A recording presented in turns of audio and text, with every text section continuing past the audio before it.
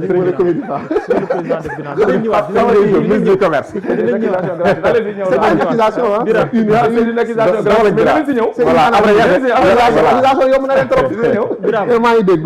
Birame que vous dit cette situation est-ce que vous y attendez par rapport ak lu jëm ci wàllum code électoral bi refus de promulgation ou bien relecture ndax xaaroon nga ko ak lan moo ci sa gis-gis pour ëllëgu Pastef ci biiram ak le président Diomaye. Bon déjà déglu naa waxtaan bi dégg naa ñu naan le président de l'Assemblée nationale n'a jamais promulgué une loi man nag duma juriste mais xam naa ni histoire Sénégal musul toll ci situation boo xamante ni le président ne détient pas la majorité à l'Assemblée bu amee nañ ma ko wax. Président de la République musul jiite Sénégal te amul majorité am à l'Assemblée diggante bi muy perte majorité mooy diggante bi muy falu te diggante boobu noonu ak dem élection daanaka lépp la ñuy teg en stand-by di ko naxante ba dem élection Macky Sall bi muy ñëw en 2012 PDS moo yoroon majorité teguñu ci diir ñu dem élection PDS perte majorité législative parce que noonu la élection di doxee Sénégal local mooy ñëw après présidentielle topp ci présidentielle bu rombee législative topp ci chaque fois noonu la circuit bi demee te présidentielle day ñëw peu de temps mandat député yi jeex souvent noonu lañ ko organiser xam naa c'est bien calculé bu ko defee day permettre chaque fois le président bu ñëwee fraîchement élu mën a lijjanti majorité am à l'Assemblée sinon du mën a gouverner ci premier temps yi donc moo tax kon président mosul am jafe-jafe yu mel ni ñëw ba nekk au pouvoir ba ñu commencé di tëgg loi yi 2 ans après nga war fi nekk di xool est-ce que am nga majorité ak noo ko war a lijjantee mais situation bi man je pense que bettu ma woon puisque man dama jàpp ni président Diomaye depuis bi mu defee sortem bi la dernière fois Sénégalais yu bëri xam nga Olof Ndiaye dafa naan wax feeñ d'accord tant que yaa ngi noppi am ñu lay waxal kenn du xam réellement foo situé wu mais il suffit que nga ubbi sa gémmiñ waxal sa bopp ñëpp dañuy gindeeku te loolu moo ñu dal ci samedi bi mu defee face à face am ñu bëri xam nañ ni léegi ndekete président Diomaye liñ doon wax ay nitam di ko wax naan ñoom ñooy ay bouclier ñoom ñoo koy défendre effectivement loolu mooy li mu gëm ndax dellu si war na pratiquement avec les mêmes propos donc finalement on s'est dit que lañ ko doon waxal ci moom la jógee puisque te même terme yi la utilisé mais situation bi ni ma ko gisee fi ñu toll nii mooy Diomaye ak Pastef moom jàpp ni fi ñu toll nii moom comme ni ma ko wax keroog je t'aime moi non plus ça n'est fini cette histoire li ci des mooy nan lañ koy arranger ñoom seen biir ñoom waa Pastef parce que fi ñu toll nii jeu bi bu ma ko seetloo ñu ngi xeex am na bataille des tranchées mais li ci ëpp solo bokkul ak bu njëkk da nga yor doole état ku la nar a sonal nga jóg lijjanti ko très très rapidement mais fi ñu toll nii duñu mës a yegg ci domaine boobu gëmën dañ ci yegg Sénégal ay dóorante char de combat yi fii ci mbedd yi non duñ fa yegg parce que c'est toujours le Pastef qui est au pouvoir bilan wu Diomaye bilan Pastef la donc finalement fi ñu toll nii ñoom seen situation lépp li ñuy def ci xel lañ koy jëfe te boo xoolee 48 heures yi jëm ba suba li nar a am di nga xam ni calcul bi c'est plus dans la tête que dans les muscles du ay biceps mooy agir fi ñu toll nii mais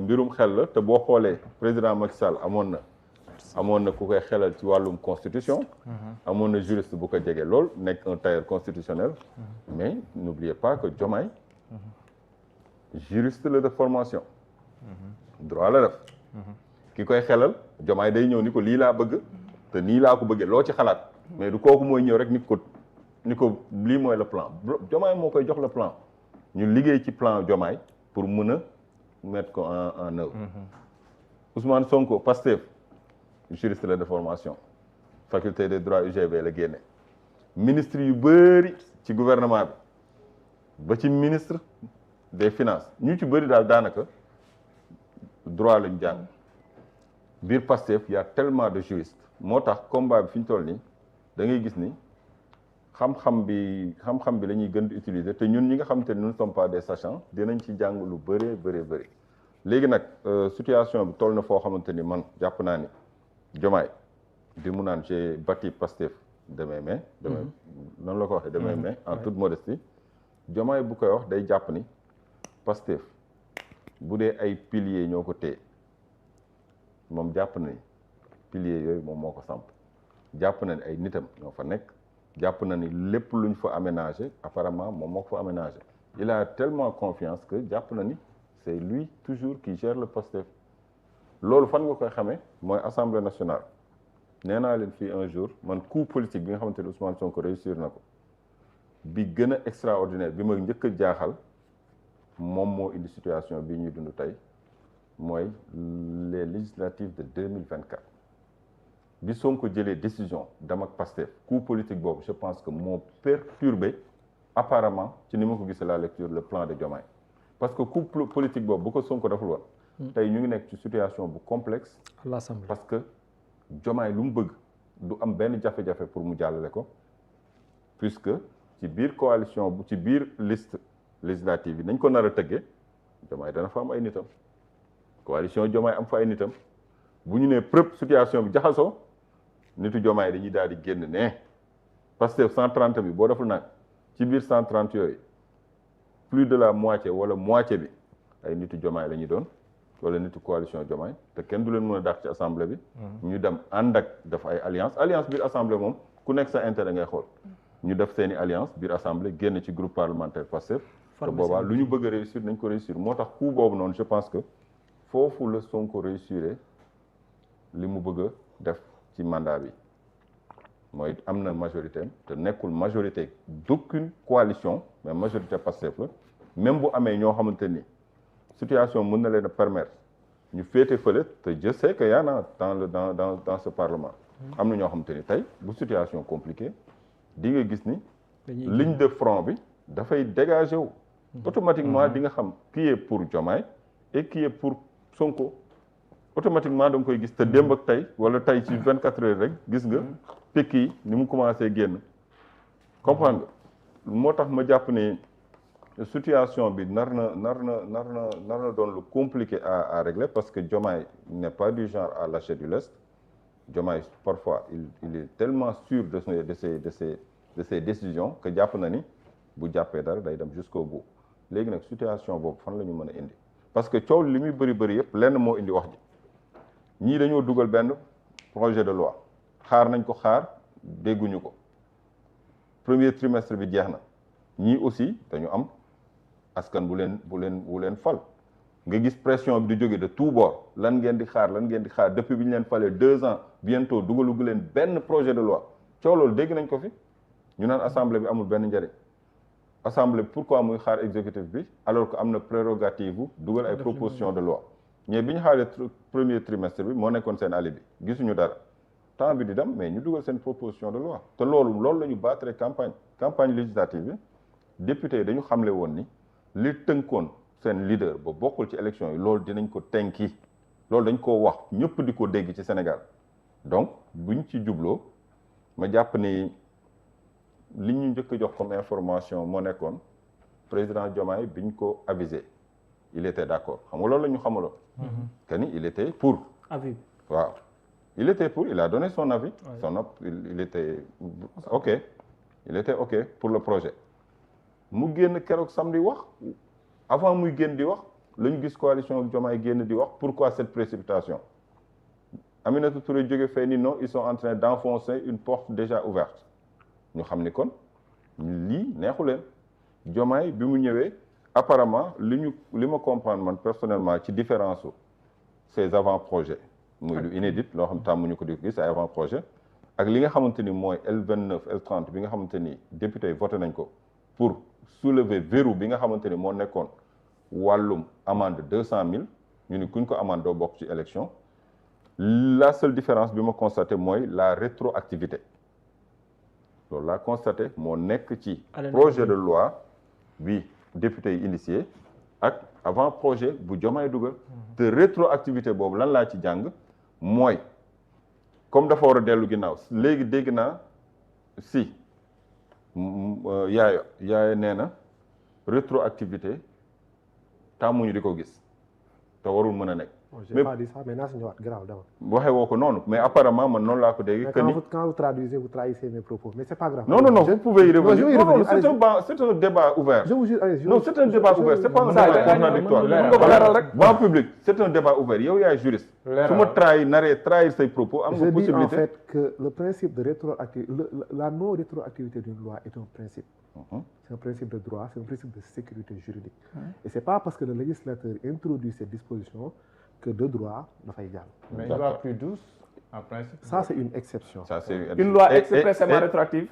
loolu tam am na. En fait il faut faire la différence. exception la si. ba pare c'est une loi qui il faut faire exception la si waaye. il faut faire. mais puisqu'on parle des exceptions. gis nga li war a bu mu doon daj. puisqu'on parle des exceptions non foofu la. mais dinaa ñëwaat. non point boobu. non boo ko leeralee dañuy avancer.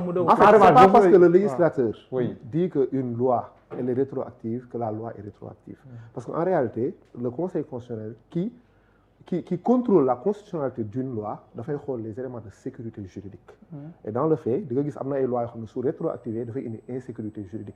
Donc le législateur qu'est-ce qu'il fait ce qu'on appelle un état légal yoon may na ko mu def ko. Mais l'état de droit se résume au contrôle de constitutionnalité. D'accord kon après cëgal guy mi si conseil constitutionnel bu nekk day xool dara mu ngi kon. waaw léegi bu fekkee. kon on peut pas être péremptoire kon sur la question. léegi bu fekkee L29 L30 dafay indi wàllum rétroactivité maanaam tànki ginnaaw yu mu bëgg a indi. ci kañu daanoon lii Aïssata Tall Sall doon wax que j'aime bien ni carrément loi bi niñ ko tëggee da ngay xam ni diw moo ko moom et puisque dans la maison d'un condamné on ne parle pas de corde noonu la ko waxee mais écoutez man li ma jàpp moom mooy rétroactivité bu dee def niñ dañ ni loi bi warul am tànku ginnaaw mais loi bi ñuy dugal loi d'amnistie bi yàggul dara amoon na tànki ginnaaw man loolu ma jaaxal Pardon? loi d'amnistie bi passé amuloon tànku ginnaaw. Ok. Loi d'amnistie ban? loi d'amnistie bi ñu voté woon 2023 amuloon tànki ginnaaw. C'est différent. mais loi la rek man li ma jàpp mooy xam nga lu mu juriste man li ma jàpp mooy loi. assemblée lañ koy voté législateur moo koy voté loi bii am na tànki ginnaaw bii ñu ni warul am tànki ginnaaw parce que principe la. Bon après nation. man loolu laa jàpp. Après nation. xam nga ñun parfois dañuy jàpp ni droit français la. mais Birame doo ma ko mayee ma daggale tuuti de. même une loi pénale plus douce day rétroagir. boobu dañ ko bind. waaw boobu dañ ko bind ba pare. une loi pénale plus douce maanaam suñu gars yi ñu jàppoon fii tey. comprendre nga. ñëpp xam nañ ni yéegal nañ affaire bi te bañ leen di jàpp fekkul ñu voté loi bi. kon ci loi bu njëkk ba lañ leen di agir. alors que bu doon loi bu bees bi. dafa gën a nooy. ñoom dañ ciy bénéficié wu loolu moom. loo ñàkk jàng droit xam nga ni français boobu leer na. parce que dañuy jàpp ne suñu xamoon ne loi bi noonu la duñ ko def quoi. ñan ci dañuy pourquoi elle est plus douce. parce que dañuy jàpp ne déjà cette loi condamnation bi ñu ciy am mooy tane bi ñu ko a am. muy un deux su nekkoon par exemple xam nañ ne loi bi nii lay amee peut-être duñ ko def. loolu su mooy condition mais pour la loi d'amnistie en réalité c'est pas une loi rétroactive c'est une loi qui efface des faits qui se sont passés antérieurement. Ouais, mais elle efface. Oui, mais c'est antérieur. Pourquoi on parle de loi d'amnistie? Mais le caractère rétroactif, c'est un principe de sécurité juridique. C'est-à-dire une loi en principe, c'est pour le futur. Une loi c'est pour le futur. Si la loi doit être rétroactive, c'est yon dako tek. Mais ñëpp nañ xam nañ ne principe loi aussi c'est pour yokk liberté. yokk naataange je suis pas vraiment d'accord. am péex ci askan wi loolu mooy principe loi bu ñëw rek pour contraindre. mais souvent loi mënoo amnistier des faits yoo xam ne si commettre guñ leen. non mënul nekk effectivement. voilà mënoo amnistier des faits yoo xam si. faits yi nga mën a amnistier mooy faits yi nga xam si voilà la commission est déjà active. je suis d'accord avec toi. léegi ñu bàyyi Birame wéer. léegi bu dee aspect politique bi ma leen di wax léegi man jàpp naan fi ñu toll nii Diomaye ak le Pastef àgg nañ ci point de non retour. léegi nag jeu bi. et l'opposition dans tout ça est-ce qu'elle peut jubiler? non jeu bi avant man damay jàpp jeu wu Pastef ba pare jeu wu Pastef man dama jàpp ni le président du parti Pastef bi mu lorgné ni y a un danger qui guette mu ngi ko lorgné bien avant ñuy voter. parce que stade Caroline Faye bi ñuy defee seen meeting bi ëllëg ñoom waa coalition Diomaye man li ma jàppoon ci discours Ousmane Sonko ce jour-là. te pourquoi mu flashé ma parce que jour boobu noonu. nit ñi ils étaient dans l'extase di bég di kontaan di kaf di ree mooy bi muy présenté ñaari soxna Diomaye yi meeting de clôture Caroline Faye ci la xamle ni gaa ngi fóot waaw xam nga boobu dama dégg mu ni bi nit ñi di am euphorie te boobu voté guñu mais ñu bëri jàpp ni fi ñu toll ñoo am doole ji mu ni leen attention nguur gii du nguuru séddoo du gâteau bu ñuy paccoo. Effectivement, il avait dit ça. Il l'avait dit, oui. bi mu waxee loolu nee naa tiens kii di wax ay gâteau te gagnéegul nguur ça veut dire am na lu mu soupçonné bi mu ñëwee aussi heure buy wax day wax parfois par parabole. je boobu lay wax ne tamit bés bu naree jàdd. waaw ñu ne ko suma rak. dellu si. dañ koy fal. waaye bu naree wàcc ñu xëcc ko ni ko maanaam. dellu si voilà dellu si loolu boobu yëpp mu ngi alerté di arto bi ñu génnee. mais boobu amoon na ku nekk si ginnaaw di jéem a kii respecté ah wala amul woon yarga bis nga ko di wax loolu. bon non amul woon foofu. ñëpp d'accord quoi. yarga nekkoon di respecté mo ci waxam. non boobu ñëpp d'accord de ah. non boobu waa PDS sax ñu ngi fa toog. ñëpp d'accord boobu maa ngi seen ay ñoom war a sax. ay bëgg Sonko waxoon tey. boobu maa ngi seen ay ñoom war a sax boobu kay. ay bëgg Sonko waxoon tey. ba mu dëkk bi buum. wàllum Abdourahmane Diouf njëkk a jënd. maa ngi koy nuyu as. non parce que boobu tamit. c'est iconoclaste. non xam nga man fi ma li ma jaaxal ci yaa ngi tudd turam. daa garaaw de wut amu ko. yaa ngi wut dafa garaaw. non c'était juste pour dérider l'ambiance quoi. yaa ngi tudd ma bàyyi la nga wéy yaa ngi tudd turu. man yenn saa damay charité quoi. iconoclaste ak. borom pàcc bi. waaw xam nga fi ñuy waxee cette majorité elle est jomaayenne. xool dérouté naa la sax xool yaa ngi woon buur bàyyi ma delloo majorité jomaayenne. ba pare mu nar leen a jaaxal nii man foofu man dama ni moment boobu est-ce que as bi muy wax ni cette majorité elle est jomaayenne est-ce que amul woon fu wóor fu mu ko teg. non xam nga dans l'esprit expliqué na ko nee na fi mu doon waxee. non esprit bi muy waxee nag. même après ñoom fi ñu waxee mooy. ñoom bi ñuy campagne dañoo ne pour accompagner le président. voilà dañoo ne woon régime bi. jox leen majorité. waaw ñu accompagner président. effectivement si naal bi nga xamante ni moom la leen di. kañ la ko waxaat. non keroog il a expliqué. daf ko expliqué waat. boo joxee non xam nga ñoom moo tax man la. moo tax mu ne bu ñu defee leneen c'est iconoclaste. non dafa wutaat tribune pour mën a leeral. da nga wutaat tribune pour mën a leeral. comme le président rek bi mu taxawee daan ne. je me suis battu pendant 10 ans. waaw après génnaat nañ ci. xam nga c'est-à-dire contexte yi la rek moo tax gars yi di modelé waat di changer. nga wutaat situation. mais Bira yaa ngi woon Mbour ba may dérouté yaa ngi woon Mbour. jàpp naa ni le Sonko doon wax ca stade Caroline Faye. di alerter boobu commencé woon na gis ni ñu ngi leen di rax te ci biir rax boobu noonu. seen candidat bi doon na jokkoo ak ay nit fu kenn fekkewul puisque doon na jokkoo ak ay nit fu kenn fekkewul. kon noonu te xam na bu baax ñi doon jege Diomaye parce que ñu bëri ci ñoom 2019 ba mu bëggee nekk candidat dañ koo jege woon.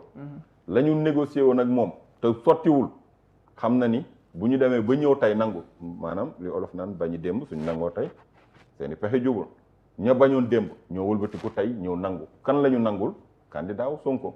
kon ça veut dire que waaw bu ñu ñëwee nangul candidat wu Sonko ça veut dire quoi ça veut dire que. le Sonko bañoon boo deful nag candidat bi nangul na leen ko te comme nag nangul na leen ko foo xamante ni apparemment moom fekkewul je pense que looloo taxoon muy alerter te je pense que depuis boobu mu ngi jël ay dispositions moo waral 2024 bi ñuy dem législative pour sécuriser boppam mu ni Pastef du dem ak coalition boppam lay demal dafa listam ñu sécuriser boppam te sécurité boobu tey moo ko may je pense mu nekk tey premier ministre jusqu'à présent loolu laa jàpp mais jàpp naa ne daal Diomaye ak Pastef li ma jàppoon au début mooy sama idée ba tey mooy dinaa génn dinaa dem mais su may dem moom dinaa def le tout ba yóbbaale benn mbooloo ci Pastef te pour créer loolu noonu mooy discours yi ngay dégg fi ñu toll nii ñu naan Pastef dafa nekk en crise waa Pastef ni leen ñun nekk ñu en crise ñoom nee nañ Pastef daa nekk en crise parce que ñoom jàpp nañ ni loolu sax dinañ si ñëw Diomaye est incontournable dans le Pastef puisque Diomaye nekk même Adjuma Sow sax wax na ko démb loolu non mooy ay expression am kay laa utiliser que ni Diomaye est incontournable nee na ba léegi puisque Diomaye nekkatul Pastef jàpp nañ ni kon Pastef est en crise Diomaye génnaat samedi ni ñu carrément imaginel benn Diomaye mi ñuy wax ni yow fi nga jëm baaxul ñu bëgg a téye loxoom ni ko fi nga jëm baaxul Diomaye wëlbatiku naan leen parti bi fa mu jëm baaxul est-ce que vous vous rendez compte jeu bi ñuy joué ñoom waa Pastef dina si ñëw sax mooy deuxième point bi léegi est-ce que l'opposition peut jubiler non l'opposition moom nee naa la combat pastefien opposition du ci gagné dara parce que muy Sonko muy Diomaye seen biir combat li ñuy lijjanti yépp ñu ngi def de telle sorte que après ñun moom xanaa ñeneen mais ñi fi nekkoon du ñu neexle mais seen voix mën na dispersé wu de il faut déggoo li ma wax Pastef des deux bords muy Pastef parti muy Diomaye ak mbooloom ils feront de telle sorte que Diomaye képp ku ñëw di ànd ak moom yaa xam yaa ko mag nga ko papa mag nga ko maam ba nga amee parti def na 20 ans ou 15 ans da ngay ñëw bootu ci gannaaw Diomaye donc yow say ambition déjà mettre nga ko à terre Abdourahmane Diouf bu taxawee naan même Diomaye 2029 bu bëggee ñun mooy suñu candidat kooku rey na parti ba pare naan dafa pactiser mais waaw mais léegi nag Diomaye moom noonu en parlant de pactiser mais Diomaye moom bu ko deuxième mandat bi jaralee lu ne mu xam ne du ko am sans le Pastef ak stratégie mu nar a def biir Pastef di waajal peut-être congrès bi nga xamante ni peut-être ñu ngi koy waajal est-ce que du am benn pan parti bi jóg nii ñun Diomaye mooy suñu candidat en parlant de pactiser mais am na ñoo xamante ni deuxième mandat jaral na leen pactiser avec le diable te bu ñu àggee ci niveau boobu noonu qui sera en danger pour l'opposition man dama jàpp ni amul lu muy gagné ci guéguerre bi am entre Pastefien amul dara lu mu ciy gagné te bi ñu demee ba ci biir ñoom comme niñ espéré woon au début du mandat espéré ni Sonko bu poussé division ñenn ñi nga xamante ni naturellement ay transhumants lañ bu Sonko poussé dinañ jege si ba ñuy créer sax ay gouvernement d'union nationale déggoon nga fi terme yooyu pourquoi pas ñu dem jëli Idriss Seck pourquoi pas Abdourahmane gars yi PM lañ koy woowee Abdourahmane Diouf mais bien sûr ñooñam yi PM lañ koy woowee mais bien sûr mais lan moo ko taxoon Mimi ministre de la justice lañ koy woowee ñoom ñi ngi commencé nañ de instant bi seen gouvernement mais ragal nañ ñu am classe ñoom itam seen biir ku nekk di xëccoo place su PM gis nga situation boobu noonu man jàpp naa ni situation boobu noonu amul lu ci opposition sénégalaise di gagné te léegi nii may wax ak yow boo xoolee seen discours changé na considérablement le retour de Macky attention moom laa wax man la opposition bi seen discours changé na considérablement depuis quelque temps bu njëkk la cible c'était Ousmane Sonko Diomaye mooy ki baax Sonko mooy ki bon c'était ça leur discours léegi bi ñu demee ba ci biir xam ni ñaar ñi seen guéguerre c'est toujours le Pastef et dañu nar a indi benn rajeunissement de la classe politique ñun ñi yor ba jàll amul benn prox ndoll bu ñu mën a may ñu dellu soit aux affaires mais écoutez ci lañ xam ni boole Pastef ci benn sac mooy seen intérêt bu ñuy bale ñoom li gën a wóor pourquoi ngay attaquer Diomaye wala ngay attaquer Sonko mieux vaut nga boole ñoom ñaar ñëpp ci benn sac te xam ni benn régime la benn idée ay idéaux yi ñuy yor pratiquement ñoo ko bokk booy balee il faut balayer le régime de Pastef parce que bàyyi fi Diomaye da ngay ñëw nar a bootu ci gannaaw Diomaye te Diomaye veut être leader d'accord Diomaye veut remplir te bu ko mosee benn yoon ñaari yoon da nga xam fan la jëm Diomaye mii wax ni moom bu matalee ci lay door wëlbati ko jàppale candidat Pastef kooku noonu ban opposition moo fay neex la et puis pendant ce temps mais le temps ne nous attend pas le temps ne nous attend pas PDS ba mu rëccee 2012 élection ya ca topp mu raté ko mais depuis loolu lan nga gis mais l'hémorragie ne s'arrête pas au PS depuis kañ la gëj a am élection depuis ba ñu jëlee alternance ci Macky Sall ba léegi amuñu candidat damuñu élection d'accord qu'est-ce qu'il est devenu le PS d'accord qu'est-ce qu'il est devenu benn fantôme la benn zombie xamatoo ana bopp bi ana tànk yi ay guéguerre même interne ñoo fa am xoolal ma yeneen parti jël leen benn par benn réew mi bu Idriss Seck depuis fan la toll di dellu ginnaaw waaw léegi yow ñii toog fi di wax ay waxu 50 ans te coow li muy bëri yëpp kenn wóoluwul Diomaye kenn wóoluwu ko pourquoi kenn wóoluwu ko parce que Diomaye ak Sonko 10 ans bu tourné ni la yow duma la trahir yow mi ma xam démb mais boo muusee xalaat di nga xam ne lii wóoru d'accord wóoru léegi Babou ñu dem et puis est-ce que réellement lii seen coow li tam est-ce que du lu ñu benn comédie benn masque benn scénario bu ñu teg bëgg ñoo liggéey man yenn saa yi ma xalaat loolu sax parce que pendant ce temps on sent que mu ngi recevoir ay nitu système bi mais waaye ba suba mbuur di nga jaaxle waaye suba xanaa mbuur moom ku ma fa dëgg na ma masa baaw nan lay nekk ji mais Yarga dinañ la may nga rebondir ci premier point bi après nag ñu dem ak moom ci deuxième bi voilà après dina comme ça ñu mën a avancer quoi dina ci baax ci premier point bi dafa am ay yenn point yenn kii yoo xam ne waroon naa ko élucider rek mooy par rapport